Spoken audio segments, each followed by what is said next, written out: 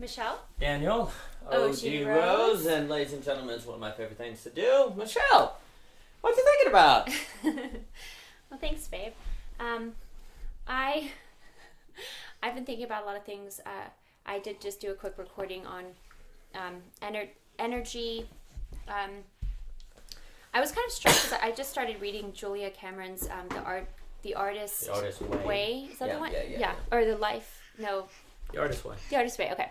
And yeah, thank you. I forgot the title. Yeah. And I've been reading it out loud to the kids, and it's been really interesting. I do find that like doing read alouds is really an interesting dynamic because like once you start reading, it's almost like that is the invitation for anyone to come and like listen. Yeah. What I find is that it's almost like if you obviously there are times when you may have to say, hey, we're doing this, or let's do this, or I'm reading now, but it's almost like you don't have to say you're reading, you just are reading, and then people can listen in on what you're reading. It is interesting how much easier it is to get people to gather around a storyteller and like absolutely. an old tradition than... And it's like it beckons them. Yeah, it beckons them. Mm-hmm. So I do think there's something about that, in the way about how there is something about like, the oral tradition where listening is really important. And yeah, I mean, there's something it's interesting you open with that because there's this idea that with the printing press and people getting individual books, that leads to atomization because everyone's in their own internal voice, right? Their inner voice, their own silent reading. Whereas, and we have Paul joining us, so he's listening to us and he feels invited in. Whereas when you have communal readings, the text feels communal. Where now the text feels individual and atomized. So that's kind of interesting as well. Mm-hmm. Yeah, no, definitely. And I think about the way that being able to, I don't know, I was thinking too about oral tradition the other day with like listening, if you listen to audiobooks or like there's something about the voice. It's a different engagement with listening to something than when it is read or watched. And there's also a difference between listening to an audiobook and then one of your family members reading something. Yeah. Because like you hear their intonation on certain things, and it's a different experience. But there is something about, like, I think there is something that trying to tap into the design of spaces for, spontaneous learning or engagement is interesting to see what happens when you just start reading. Like you almost just give yourself permission. Because I've been wanting to read this book, so I'm like, well, why don't I just read it as a read aloud as part of like our learning and our schooling anyway? And it's sort of nice to do that. There, in a way, I feel that's because otherwise you can just always say, oh, I can't get to it. But it's like, well, why can't, maybe I could just make a way through an avenue of what I'm already doing. Well, it's interesting because like, he's like, I don't have time because I have the kids and other responsibilities, which is of course true. It's interesting how reading aloud seems to solve that problem because 1000%. It becomes part of the space. Absolutely. And it's, I think other mothers, older, wiser mothers than I have said that. Like if if everything's kind of chaotic, just start reading out loud. Read out loud from like a old book. Interesting. Yeah. Because then there is the idea of reading aloud the scripture, the Torah as a communal act. It brings a calm. Yeah. Reading the law. It's interesting in the Torah. The law is sweet to the lip. It's sweet. There's a way in which of chaos, fighting, but then we all gather to listen to a reader. Or, in Catholic churches, the homily, there's a way in which the reading aloud brings a certain peace, which is interesting. It creates something, and it creates a space. That reading aloud creates a space. And how it just brings everyone together. Yeah, and back to my I think we brought this up in our parallax class, I think, with Shannon. Do you remember Shannon? Yes. Was there? But I remember a long time ago in high school writing a paper that probably didn't do very well, but it was on something like how iPods and earbuds and stuff have really exacerbated that like atomization, because it used to be that like music and these auditory things would be only possible to be done in that sort of social gathering. And so if you do it, if you don't have that anymore, that there are risks for that. No, there's risk with the communal. Obviously, you could be spouting out propaganda to get everybody together, Sure. But just in the simple fact of like the phenomenology of listening to things separated versus listening to it where everybody can listen to it. Yeah. Also, when you know that different ears are on it, you have a greater awareness and discernment of like, is this something, is it wholesome, like, even? And if everyone has like atomization, there's really no, you just kind of say, like, well, I'm an adult, so I consume it. Yeah. Versus being like, oh, is this like actually edifying or nutritious or so learn, if you're in a bad mood, you listen to music that makes you in a bad mood. But if you had to listen to communally, you might go, oh, I'm in a bad mood, but the other people aren't, so let me listen to something, I don't know, Bob Seger or something, which actually may help you get out of the bad mood because you're forced to take into consideration the whole. Yeah. And maybe, sorry, go ahead. Well, I was just also going to say, in the past, you can imagine going to your friend's house to listen to the new Linkin Park remastered CD or something, which is still a masterpiece all these years later. But now you wouldn't go to your friend's house, to listen to an album. A new album, yeah. Right? Or even to watch a movie because they have it and you don't. People don't really sit around to listen to music, collectively.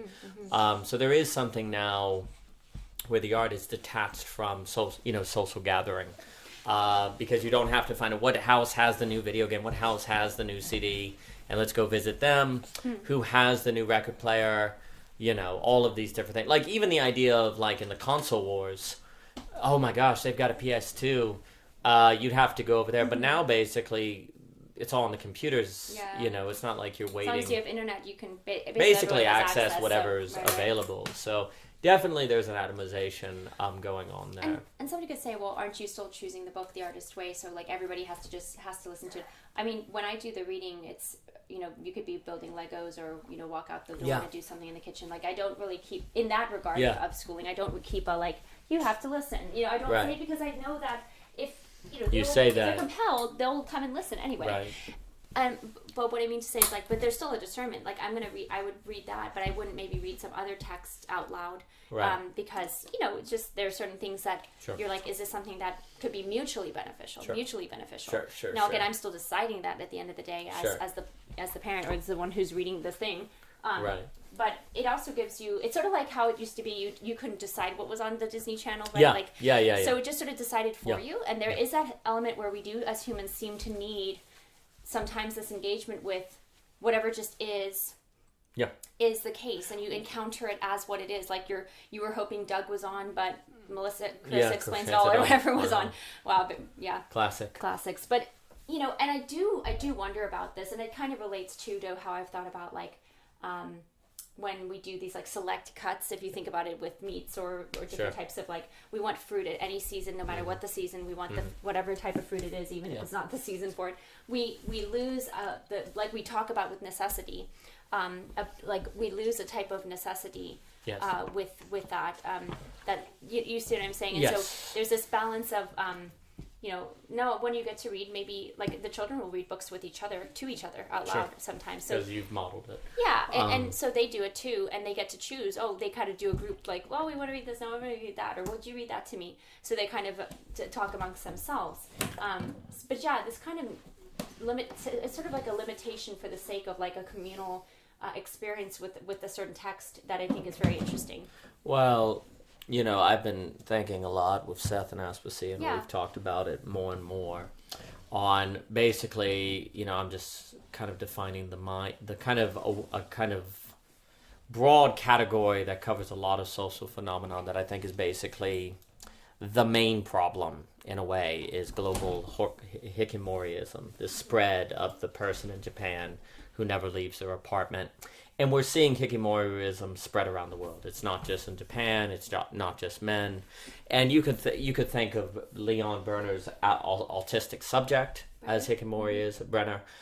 You can think of the incel. Like there are all these kind of people who are basically cut off from social connection, and they're just not leaving their apartment. And now, the reason why I think this is kind of one of the challenges of our time is because basically the more hikimorism spreads, the more we really don't have a way to suggest that stopping the technological singularity is worth it. If we can't handle being human, then we will be replaced by AI, right? It's kind of the question of Nick Land. Like if hikimorism continues to spread, then, that's, land waits in that, as the Belonging Again too keeps saying. Hikimorism is to make an absolute choice against the possibility of subjective, the collective subjectivity, the human singularity, kind of as Downs has talked about, alternative to land. But the point is that I think basically Hikimoriism becomes much easier to fall into when you don't have regular feelings that the external world is alternative to you and real. This is, so for example, when you always choose the music, or it doesn't feel, if you're always choosing everything, it actually kind of weakens the feeling that the external world is real, because it isn't a determination that you don't choose. It's not a determination you encounter, it's when you choose. So it makes everything feel just more like you. It makes it feel more individualized. But the argument that I would like to make is that the feeling of individualization oddly creates a feeling of a lack of reality. That the more everything feels custom to you, the less real it feels. And the less real it feels, because there's a weird way in which you should go, well, wait, if everything feels more you, shouldn't that give you more confidence to go out into the world so you feel more safe? Well, it's actually the complete reverse, because the world isn't you.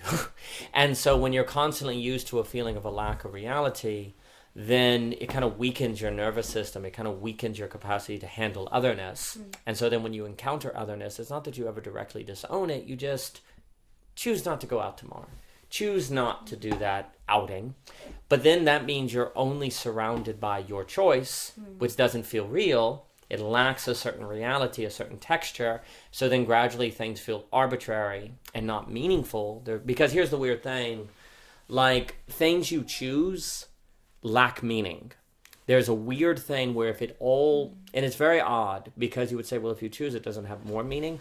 Well, if you choose it and it feels like it is customized to you, then it feels arbitrary. It lacks a depth. But if the world throws it at you and you choose it, then it feels meaningful, because you could have disregarded it or you could have let it pass, but you've actually risen to its challenge. So, there's a lot, it's this weird, there's a bunch of inversions with the Hikimoriism, like kind of counterintuitive things. But to me, the culture of not choosing your music, you can get whatever music you want, you can access the content you want, actually contributes to a feeling that the world isn't real, or that it's arbitrary, which then actually contributes to Hikimoriism. That could also be because the world doesn't feel meaningful, that when you encounter the difficulty of other people, then it's like, for what reason would I deal with this negativity? What's the point? Because life feels kind of arbitrary. It has a kind of emptiness to it. Yeah, that's good. That's very good. And I was thinking about the relationship between choosing and chosen. Yeah, Philip Reeve's big on that. Yeah, right? Where this idea of maybe the reason why choice doesn't always feel as meaningful as being chosen is because we, in a sense, maybe feel more meaning in chosenness than we do in choice. Yeah, Reeve says man does not long to choose, he longs to be chosen. He said that? Yeah. Wow. It's good. It's good. Yeah. And that's it. But here's the issue. You can't choose chosenness. Something external from you chooses you. So the world, you can't be surrounded by customization, individuation. Your entire life can't simply be experiences of what you choose then. You need a very heavy amount of experiencing things that feel beyond you. But those are also potentially the real of Lacan, but that's also the prerequisite for any possibility of a feeling of chosenness, quote unquote. Yeah, that's good. And it made me think about how it's so nuanced, right? Because somebody might say that the artist way is you just, choosing to cultivate your creative capacity. Yes. And you're choosing to write down your dreams. I'm just saying, I've not gotten into her practices yet, but she has very specific practices, right? And it's yes and no. I think you actually are bound though to the necessity of whatever that is that's coming up. Yes. And that is coming through you as a channel. And so there's the thing is that it's that's why it's easy for people to maybe criticize or not understand somebody pursuing an art, especially if it doesn't, maybe it's not their thing, or they don't get it, or it doesn't really light them up. They might just be like, oh, okay, you're just choosing to do this, when really that artist usually it's a compelling, in the Rilke sense, they are chosen by this. Just like Julia Cameron says, she says something like, why did she teach? She didn't choose to. Like, she had to. It was she got marching orders, right? And these marching orders are coming from, well, the divine, right? God, the source, the beyond you. So the beyond you informing your chosenness to what appears to be a human choice does, in a way, I think, I don't want to say redeem, but it makes the choice, like, kind of to the thought of, because I'm thinking now about the absolute choice, right? Yes. Which we talk a lot about. Absolutely. So the absolute choice, again, it's not the meaningless choice of whatever's, just everything you want with no necessity. It has to Paul's trying to drink the coffee. Yes, he's sticking his entire face into the mug. He likes to pretend. Is this choice or chosen? Is this the necessity compelling him? Because his entire face is in the coffee cup. He's like, yes, I'm going to eat. I'm very close. But you were saying... He's very intrigued by cups. He's incredibly intrigued. Wow, look at him. It's like staring into the Nietzschean void. Yeah, that's the black coffee of Daniel Byrne. He's staring deep into it. Yep, there it is. But basically, the absolute choice to me is actually the chosenness that informs your choice. Yes. Because I think there's something about... The thing is that the other thing with choice, as we talk, like Barry Schwartz talks about, is the paradox of choice. Right now, you can get any type of gene you want, and you don't even know. You just want your Levi's. You just want the one thing that the store used to have back in your hometown or whatever. Right. And so there does seem to be this interplay between choice as proliferation, or like the spirus infinity, versus the choice as the chosen, as the action of the chosenness, or something like that. In a world where you can choose everything, then the world feels like a spurious infinity, and weirdly that leads to Hikimorism. The absolute choice. So you've got this, and this is where Hegel is so important. So if you have a world where everything is a choice, you just choose it, then the world kind of feels empty and arbitrary, and you become overwhelmed with freedom, because then you question your choices. Why did I choose that and not something else? You get overridden with anxiety. Then in that anxious state, when you encounter other people, you can't even organize yourself, let alone them, and social relations become too complicated to handle, and Hikimorism. Now, if you are totally determined, as in like the state chooses you, then that's oppression. Like, there is a kind of way where if you're chosen... like there's an evil chosen. There's an evil chosen, in a sense, or oppression, or, something like that. The key, and this is why, for me, so much, like, the phenomenology of the artist is, in my opinion, the uninvestigated phenomenology of philosophy that actually, I think, unlocks a lot. Because when the muse, the necessity, when you feel like, I must write this, well... it's not that you must, and yet you must at the same time. It's a kind of a Hegelian contradiction between choice and chosen, right? And so it is something that's not going to force you to do it, and yet it is it's a necessity that lets you choose, which is a contradiction, a chosen necessity, right? And yet any artist who has had the experience of the muse, the inspiration, the daemon, the mystical vision, I mean, it applies religiously too. Like, a mystical vision doesn't force you to change your life, and yet in another way it does, right? So if humans are indeed a contradiction, an that there is something about our ontology that is contradictory, then the only way you're going to address that contradiction is with some sort of activity that is also seemingly contradictory, right? Now, as we've talked about before, we came up with the net recently. Humans are a contradiction in the Hegelian sense, in the Lacanian sense, in, I think, the true sense, in that subjectivity is a freedom, a raw freedom, that must be determined, or else it's nothingness. Like, the freest thing is nothingness, okay? No limit at all. Right. Well, if you had no limit, then you wouldn't exist. Yeah. But that means to have existence, you have to have a limit. In order for freedom to exist, it must be limited. Well, that's a contradiction. A limited freedom isn't free.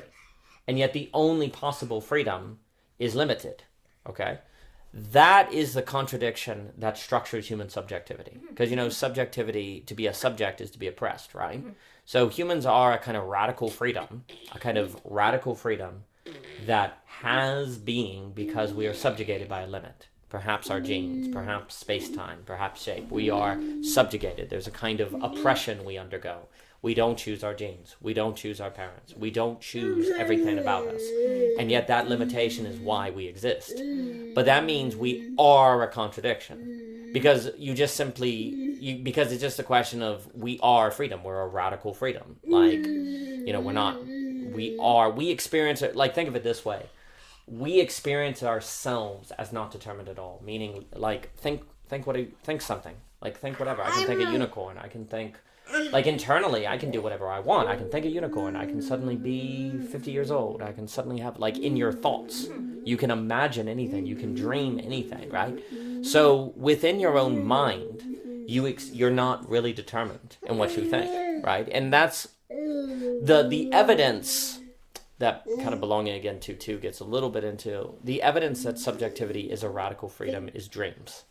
Because in a dream, when you're not determined at all, you're basically God. Like, you can, you know, you may, especially in a lucid dream, like, you basically experience the radical freedom that you are in a dream. Well, the issue is when you're awake, that radical subjectivity that is you, that is expressed. I think he got the fumes. He is having the time of his life putting his face in the coffee mug. We're not letting him He's not letting him drink, but just putting his face into it is the dream. Oh, wow. He's like inhaling the fumes. He's getting the fumes. Did you? You enjoy it? Wow. Get that rest, boy. Get that rest, because that coffee's so black, the fumes might do this. But anyway, in dreams, there it goes. Ah, he spilled. You know, it's not entirely spilled, but he's covered in coffee. So anyway, in dreams are evidence of the thesis that subjectivity is a radical freedom. But when you're awake, that subjectivity is determined by the external world. But you could, of course, choose to believe that determination is an illusion or it's not real. So that determination is something you could choose or not to choose, and that starts getting a little more at the absolute choice. But the point is this. Human subjectivity is a radical freedom. Dreams are evidence of it. The fact you can think whatever you want to think at any moment is evidence of it.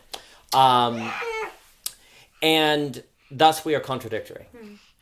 As a contradiction, the thing that thus is required that would be fitting for our ontology is a kind of contradictory choice. The contradictory choice is something that perhaps is difficult to make sense of, but the artist can make sense of it. And the phenomenology of the artist gives you the experience of a necessity that you choose. Something that you didn't have to do and you have to do at the same time. And when you have something that feels like it's a necessity but doesn't force you to do it, then it feels like it chose you. Because it didn't force you, it chose you. Because it has to feel like it respects your autonomy. Like, you can't feel chosen in a good way if it doesn't feel like your autonomy is respected. Because in what sense then are you chosen? Like, if it eclipses your autonomy, you're not chosen. It doesn't want anything. It wants to get your subjectivity out of the way so that you're a good worker or a good soldier or whatever. Like, to be chosen, you have to feel like your particularity is honored, right? The artistic experience has that. Like, in the creative act, it's like only you can write that novel. Only you can do that that entrepreneurship. And so that's why it feels like chosenness. And anything short of that is not going to suffice for the address of human subjectivity. Yeah, no, that's good. That's very good. I like that on dreams. That's very good. Yeah. And I should also just note that when you read aloud, for other people, it's a determination that they could choose or not. So it gives that itself can give a chosen feeling. You're creating an environment that kind of simulates that. Yeah, absolutely. Yeah, absolutely. I agree with that. And I think that it's kind of a question coming up for me on... sorry, what was the very last thing you said? I was just saying the contradiction of the chosen. It has to respect your autonomy, or it doesn't feel like you're chosen because it's just using you as a vessel for the state or whatever, right? But in the creative act, it's a blend. It's picking you because you're you. I remember now. Yeah. Well, I think, and that's, the book kind of speaks to the fact that there's a lot that has to be reckoned with on like a very, I don't know what to call it. I don't know. I want to say kind of unconscious or subconscious sort of level of our relationship with creativity, because something I brought up in the little recording I did was how something I had heard at the Village Sessions podcast. They talked about how women, people in general, but they're women, so they're talking about because we are creative by nature. if we don't own that, like take responsibility for that, we will create stuff. We will create drama. We will create problems. Oh, we're going to create something. Yeah, exactly. Absolutely. We're going to create something. And that's why it's so huge. It's so huge. You looking for your water, babe? Yep, I got it. It's so huge to really accept that. And because I think that as a kind of high moralism, you can kind of say, well, I don't, I shouldn't, because she's talking about it as like, you have to fight she doesn't use this language, but basically she's saying that you can kind of see it as a self-indulgent thing, this egotistical thing to do art, right? And, you think about it from like, maybe more on the side of the Puritanism, there can be kind of a sense of like, well, should we even be making art? Should we even be making things like this? Right. And then you have to ask yourself like, okay, well, are you Amish? Yeah. Are you going to actually like, what are you doing? Like you're kind of just in between, and you don't know what That's you're right. doing. That's so you have to get I think to me I've been thinking about this. Where like you really do have to get very, very, very clear with yourself about what you think. Like what do you believe about being a creative person, about art, about creating art, all of those things. Because even if you say, you can assent intellectually to, well, yeah, we're all creative, and so it's good. Right. It's good to cultivate your creativity.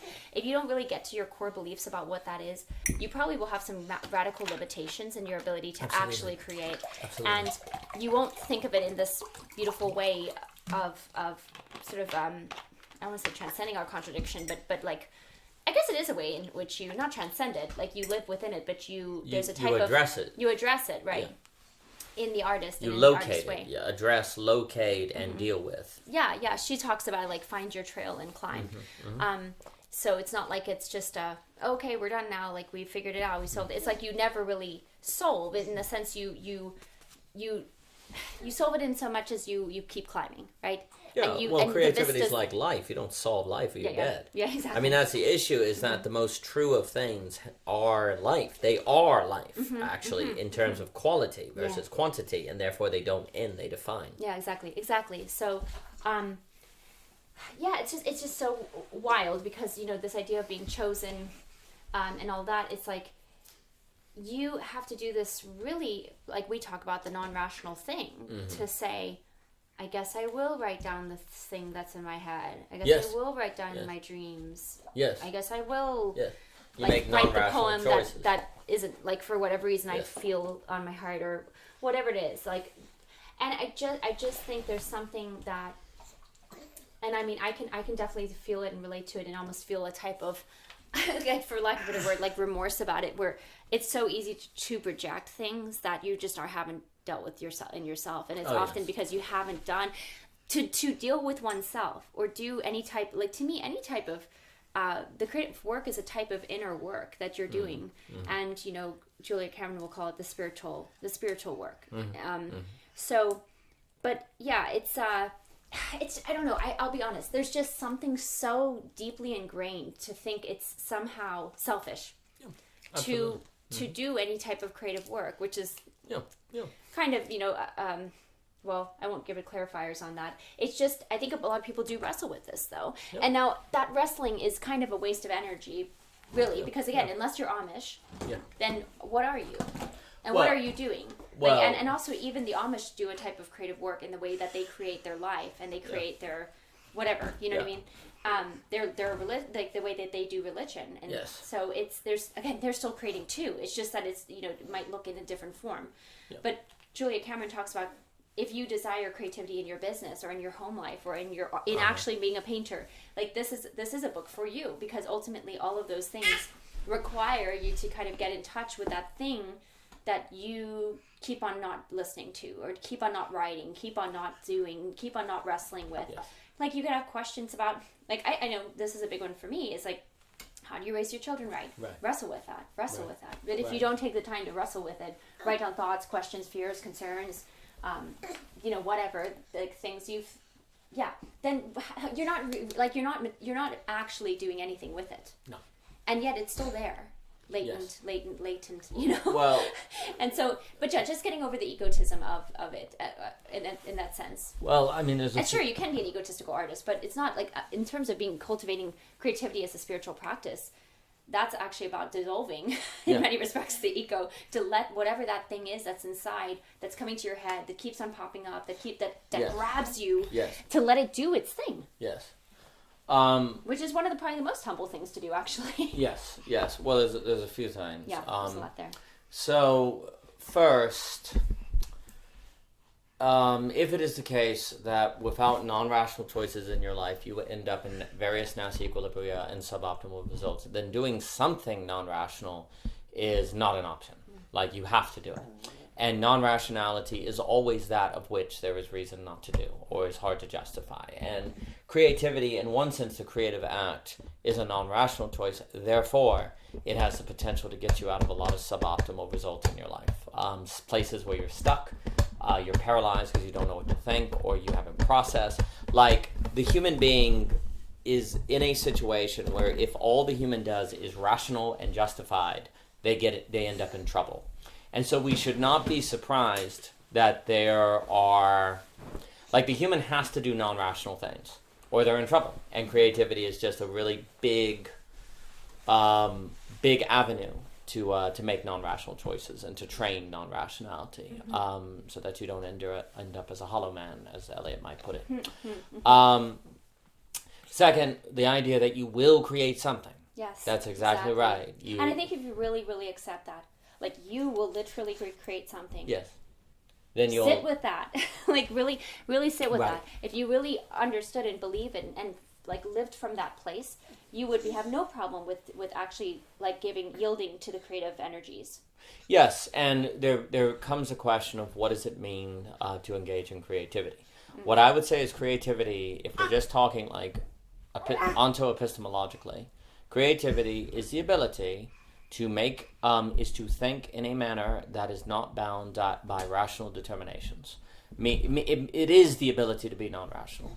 Like, that is creativity. So, yes, creativity, when we say, one of the reasons it often looks like painting and writing and poetry is because these are actually the practices of training non-rational thinking, okay? In the same way that you train, you do math problems and tests to train rationality, likewise, art trains non-rational thinking. So, and thus trains creativity. So, creativity, yes, creativity is certainly making a poem, making a painting. But creativity is another word for non-rationality, ultimately. Because, and I'm not saying that all non-rationality is creativity, but in a sense it is, if we say that it gives an avenue of thought and rationality to go in that is alternative to what it would provide itself. Can you say that? Well, sorry, just... Like, sorry.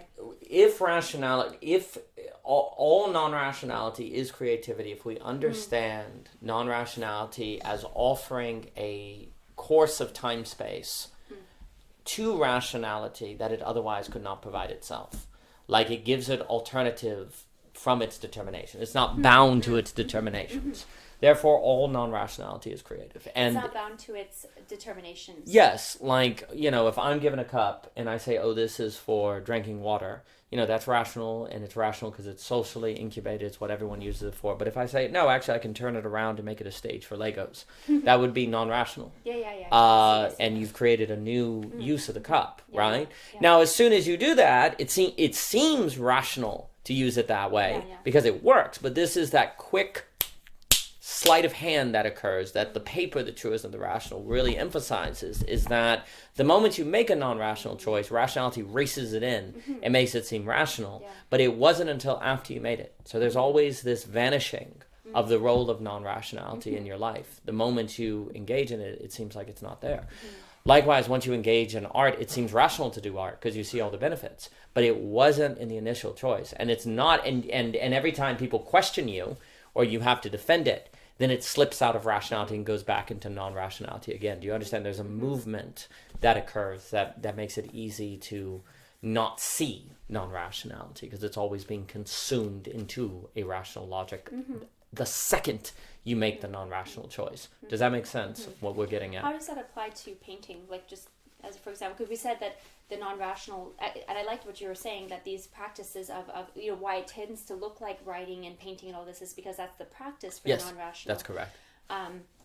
So how does the non-rational of the painting get subsumed into the rationality? So when you go to say, I'm going to paint today, and you're not going to get paid for it, and you can't justify it, and you just, for some reason, some intuition, do it. You can't justify it. It's not logical. You could job search or job optimize or do something like that, and you do it. Well, then you sit down and start doing it, and you feel better, and you actually can think clearer. Then it's rational. Well, then it was rational to do, because you can think clearer and you feel better and you get benefits from it, right? But the benefits came after the non-rational choice. But that will retrospectively make it seem like it was always rational to do it. Do you see what I'm saying? But that's the very reason why it's so difficult to yield. Yes. Like, you're not surrendering. It makes me think of birth. Like, the surrendering is a tricky process, but actually it's really just recognizing that you have to actually allow. You have to allow, yes. And then once you allow, it seems rational to right? do it, It's but like it wasn't until you did it. There's benefits to it, yes. but if you can only ever think of surrender as stupid, as suffering, Yes. like merely suffering for the sake of suffering, not Yes. for something like Yes. transformative. I don't know, any other reason, like if you can only think of surrender as not doing what you should be doing, all of that, then oh golly, you won't do it. You won't do the painting. That ends up making you feel rationally could be assessed to have made your life better, actually, and then made other people's lives better. Non-rationality is that of which, until you do, you don't get the revelation of the benefits to do. And that it like you have to enter it to get it, right? But that means the getting it comes after the entering it. So the entering it cannot be rationally Makes me justified. Think of the axioms. Yes, absolutely. Yeah. Non-rationality or axiomatic. Yeah. Axioms are non-rational, but they're necessary for rationality. Exactly. Yeah, that's right. And I mean, technically, here's the issue. There actually is no such thing as autonomous rationality, because even the coffee cup example is socially trained. It's educated. It's just that the things that we naturally experience as rational are that of which we were socialized into, so we forget the non-rational role. We forget the role of aesthetics or economics or family in our thinking. So really, in another way, non-rationality is a kind of remembering of the truth of rationality always. Like it honors it. Yeah, it actually honors it. Each of them honor each other in their mutual existence and participation. Because what ends up happening is we forget, in a way, that rationality always requires non-rationality. And so when we make a non-rational choice, the reason why that makes us fully human is because we're actually aligning with the truth of what was always the case that we forgot. There is no such thing as autonomous rationality. Like when we come to treat a cup like this mug, as just for drinking, that's from habit, that's from social convention.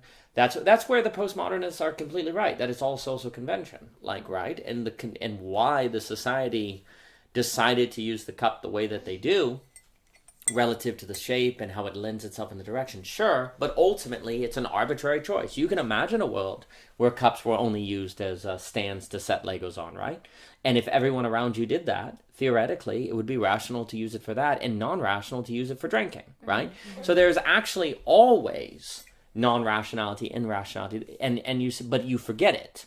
It's forgotten. But the non-rational choice then helps you see the truth of rationality that you forgot. And that's why you actually become more rational when you enter into non-rationality, because you enter the fullness of rationality. Yeah, this is getting me into thinking about like the conversation we had with Thomas and Javier, where we're talking about necessity. Yes. And how I wonder in our modern age if actually like engaging with the elements has become non-rational. Yes, it has. Absolutely, it has. And yet participation in them, like actually making yourself like engage in the seasonal change or the ground, all of the things, water, that actually could potentially be just as much like what we're talking about with the arts. Completely. It's a non-rational, that's a creative choice. So that's why I'm kind of emphasizing the creativity is the non-rationality, which then, weirdly enough, since that non-rationality is a revelation of how rationality always was, the creativity is a remembering of actuality. So the creativity, which seems alternative to reality, is actually a remembering or realignment with what reality actually is. So that's where what's weird is creativity opens an alternative avenue to the given determination of the society, So it's a freedom. But in that very freedom, it's also a remembering and recognition of what was always the case, which seems to not be freedom because all you're doing is realigning with actuality. But because human society and human life actually naturally ends up on the side of understanding versus reason, as Hegel would say, it naturally ends up on the side of forgetting. The creative act of non-rationality actually is an alignment of actuality. It's not freedom from actuality, it's a remembering of actuality, but it's a real gaining of freedom because we forget the truth of rationality. And then, funny enough, that is the only way the cards could be dealt to deal with the contradiction that is human ontology, where we are a freedom that is determined and limited. Well, how then can we come to terms with ourselves? It has to be a creative act that just happens to also be in alignment with actuality, like we always are. We always are both. Rationality is always also non-rationality. That is a real gaining of freedom because we forget, because we get habituated out of the actual truth of rationality and freedom and so on and so forth. We forget the non-rational? Yes. Yes, we get habituated out of it. Our very experience of the world says there is no non-rationality because the moment I look at the air conditioner, I experience a logic of what it is and how to use it. Like it's radically different. This is where Simone Weil, Illich, and all of them are screaming about regaining attention. Like you have to fight really hard to look at that air conditioner and not have your experience of it immediately enter into a logical schema. That is an air conditioner. That is for cooling, utility. Your mind, the first thing your mind goes to when you look at the air conditioning under, especially the Western zeitgeist. And every society has a different Epstein, you could say, as Foucault puts it, of which defines the non-rational and the rational differently. But the first thing that happens to the American mind when you look at in general, when you look at the air conditioner is air conditioner, the category, the definition, the use, cooling things, machine, and then you look away. You don't naturally look at it like Cézanne the painter. You don't naturally look at it primarily as a perception versus a thought. You have to fight for that. And so the very way you're structured, this is the point, the very way you're structured toward reality makes you forget because of the process of socialization, what is necessary for you to be a subject, necessary for social intelligibility, etc., and so forth. You forget. But you have to remember. But that remembering of actuality is then a gaining of a real freedom because you forget. You know, if you started in actuality and all you did was stay in actuality, there'd be no gaining of freedom. You'd be determined and you'd be over-determined and that would be it.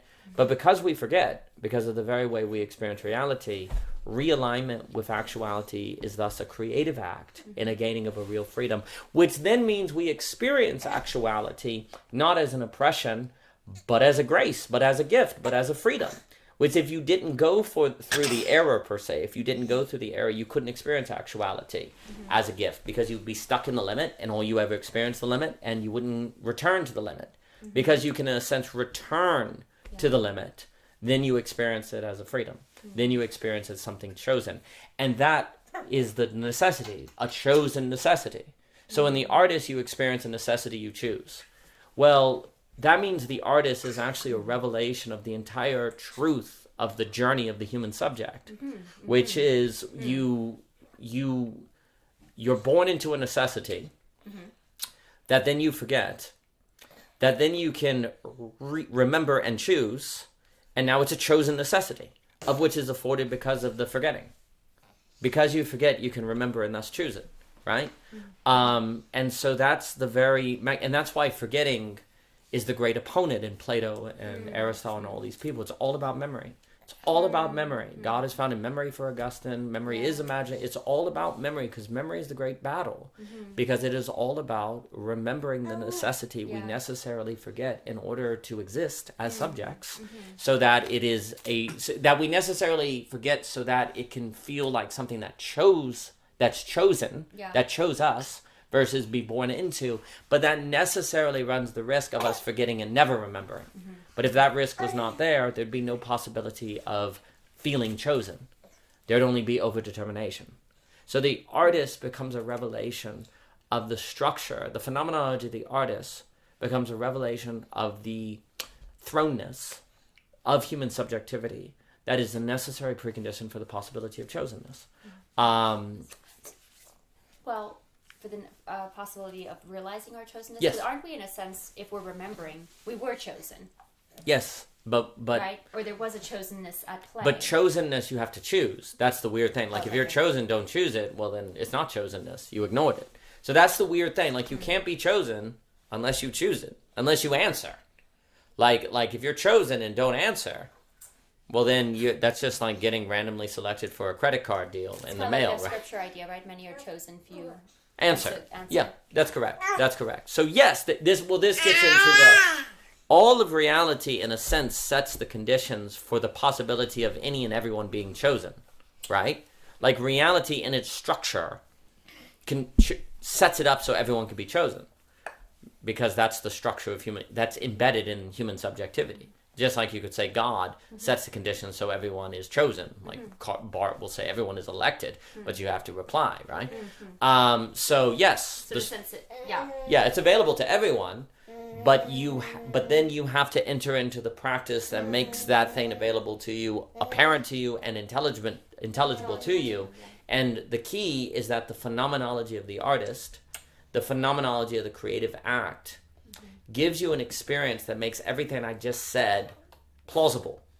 Like if you never did art and you never had the experience of something feeling like chose you and that you're replying to, if you never had that experience, then everything I just said for the last 5 minutes would not be plausible to you because you've never had that experience in reality.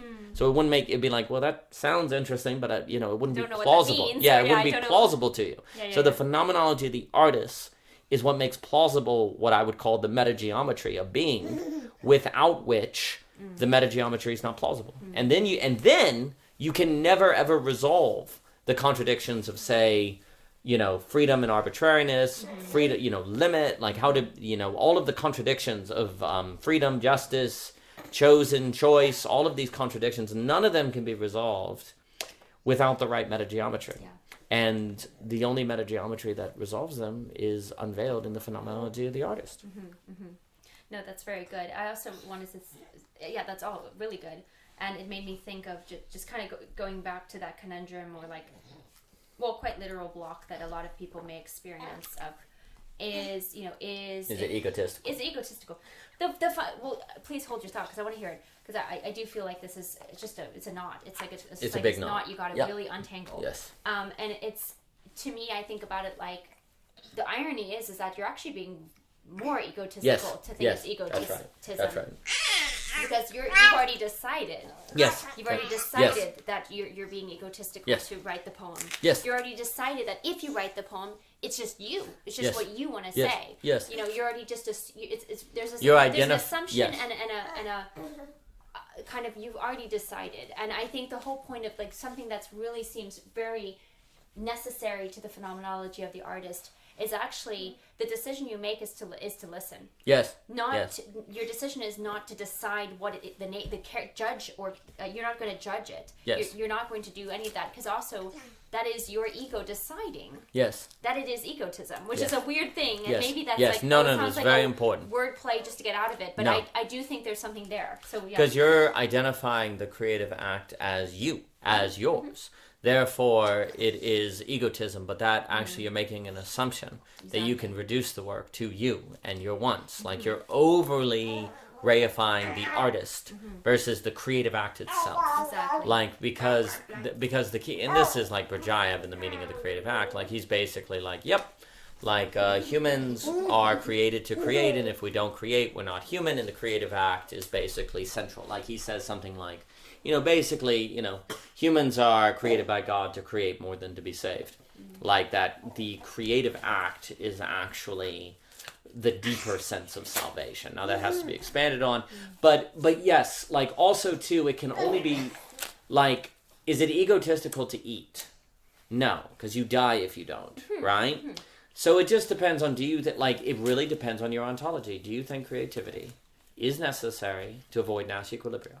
To resolve contradictions in human subjectivity that, if not addressed, lead to self-effacement, auto-cannibalism, and so on.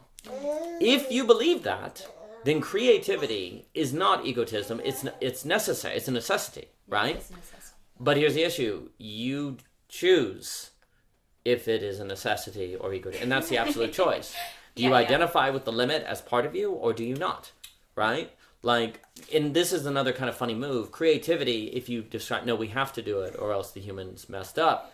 In a weird way, that means you're limited by creativity. Like, you're limited to not choose. Like, if you don't do it, there are consequences. So there's a certain limitation. Well, that limitation can, whenever you have because it can't be egotistical if it limits the ego. Like, if creativity is like, if you don't do me, there's consequences. Well, then it can't just be raw egotism. In the same way that if you don't eat, there's consequences. Then it's not egotism, right? Yeah. Great point. So Great it point. That makes really very clear. depends your ontology, and that's why the phenomenology of the artist is so critical. But this is the problem. Like, non-rationality in general seems like egotism, because it seems irrational. Like, all non-rationality to those outside of it seems irrational, right? And so anything you do that is non-rational can be seen as egotism. But when you enter into it, then you see it is actually the very thing that structures the ego. Like, if it structures the ego, ergo the subject, well, then it's not egotism, because that would be a quality of subjectivity. When this is the structuring of subjectivity. So that's the other issue. Do you believe creativity structures subjectivity or simply expresses subjectivity? Do you think creativity structures subjectivity or just expresses subjectivity? If you think that creativity does nothing more than express subjectivity, then it's quote-unquote egotism and just personality. But if you think it structures subjectivity, like it changes the structure of being, then it can't be egotism. Like, it's a creative. To create is also the creation of the subject. Yeah, that's so right. Therefore, it's not a fixed thing. Ego It has is to be always about fixed. being fixed. Yes. And so to get out of the transcend the ego, you're allowing yourself to change. Yes, but the issue is that necessarily those of whom do not engage creativity must experience creativity as a certain egotism, because that is the only framework by which they have to understand phenomenon. Like, they necessarily understand things as selfish or selfless, right? But creativity is self-forgetfulness, right? But that's not a category in your experience. Like, this is why we're in trouble with Hikikomoriism. Because literally, the range of possibilities for rationality is set by your experiences. Like, if you experience self-forgetfulness, then it becomes a category of possibility by which to think of phenomenon. So if you never experience self-forgetfulness, the only options to structure your logic and choices is selfish or selfless, right? And you're going to just live your entire life with those two choices, right? Exactly. But then if you have ping-ponging ping pong, and you don't go anywhere. But if you experience self-forgetfulness, flow, getting lost in the creative act, a 5-hour conversation, whatever, well, now you have a third category, self-forgetfulness. Well, now you have a new directionality for your choices, a new directionality for your logic and rationality. But that was afforded to you by experience. So, and I've spoken with the great Owen in the Agon, who wrote, Notes from the Pod, and we spoke about this. Like, literally, if you never leave your apartment, the amount of experiences you can have is limited. Therefore, your rationality is stuck in the experiences you get in your apartment. And likewise, if you're habituated into X experiences and you're led to believe that Y experiences are bad, like creativity is egotism, well, then your rationality will never be given a new category to direct it, and so you're entrapped. That's the enclosure logic. Like, experiences get you out of enclosure, and enclosure is AA, enclosure is ultimately autocannibalism. So this is why Hikikomoriism is basically, in a sense, demonic, in the sense of it's autocannibalistic, because it sets people up to be limited from experiences that would change what is rational to do. And what ends up happening in Hikikomoriism, there's good reason to stay in your apartment, and there is always then good reason to stay in your apartment. Hell is locked from the inside, so you're stuck. Well, I had this thought when reading the beginning of, that's very good and true, of the beginning of The Artist's Way, where I was thinking, like, I just had this vivid image of just everybody being captured by looking at a cell phone. Yes. And I was thinking about, like, oh my gosh, like, how much creative energy is just being completely trapped or something by these devices. Well, that's Goethe. The energy is Yeah. going to the technology instead of the human. Exactly. And so then it's like, whoa, if this is necessary to be fully human, Yeah. then we can expect a lot of issues when people are not cultivating their creative selves Yes. and practices. They're stuck in because- Nash equilibrium. Yeah. And also people can have, I can empathize with the fact that sometimes people create and they're shamed for it, and Yes. they're like, oh, why are you writing story, whatever, It becomes irrational to do those things because they got shamed. But you have to kind of push. You have to sort of push past that. Yes, you do. To make sure that you allow yourself to continue in the process of becoming fully human. Yes, because if you do, once you've felt shame or once you've been hurt, it becomes irrational to do those things. Yeah. Because all non-rationality is experienced as irrational before you do it. Yeah. And that's why there's always good reason not to do it. There's always good reason to end up in a Nash equilibrium. There's always good reason to be in a suboptimal result. So this is the issue. Because of the metageometry of being, that has this certain self-motion, this, gestalt, Gödel gestalt, like the metageometry is a contradiction, then it has a certain unfolding to it. That unfolding is either going in the direction of inwardness or outwardness. Okay? It always has good reason to go inward and enclose and die, basically, ultimately die. Hey buddy, he wants a coffee. So the metageometry always has good reason unto itself to go inward. Okay? One of the reasons you can say is because the gestalt entails it entails a Gödel point that it wants to fill. There's good reason to fill it. But that Gödel point is actually in its very essence, and so when it tries to fill it, it closes in on itself, right? Versus see the Gödel point as a lack that is actually a propulsion outward. The Gödel point is the point from which everything comes out of. Like a white hole or something. Like a white hole, but that's non-rational. Because what you experience is an internal lack, per se, that seems to suggest what you need to do is go inward and fill it, right? So you go inward and you eat yourself, auto-cannibalistic, because if you fill the lack, you're dead. Because the lack is the very source of the motion. It's the very source of the excess, the apathetic, right? So if you try to fill the lack and make it go away, you die. If you try to get completeness, because the metageometry is a gestalt with a lack. It is a gestalt with a Gödel point, okay? So if you try to get rid of the Gödel point, which is you remove lack and negativity, say that you experience in social interaction, or that you experience because you do your art and feel shame, so you try to get rid of the shame by doing what? Not doing the art, right? Well, all of that leads to inward motion. Yeah. So the metageometry of being as a Gödel gestalt, Kurt Gödel gestalt, a whole with a lack. That lack means you go the other way. You expand. You go outward like a white hole. Okay? So ultimately the choice of the absolute choice is either in a sense a black hole or a white hole. Okay? The white hole, oddly, follows from accepting lack. Not removing lack, but integrating with lack. Yeah. And that lack is then precisely in the creative act, the present absence of the thing compelling you, right? Because the lack is the finished product. It's here and it's not here. The novel is here and not here. The way that you're making the life you want to live is here and not here at the same time. It's a present absent. Lack is not nothing. And that here and not here at the same time is the edge of the universe. Because the edge of the universe, in a sense, and I'm speaking metaphorically, but for an individual, it's the edge of their universe. The edge of a universe is here and not here.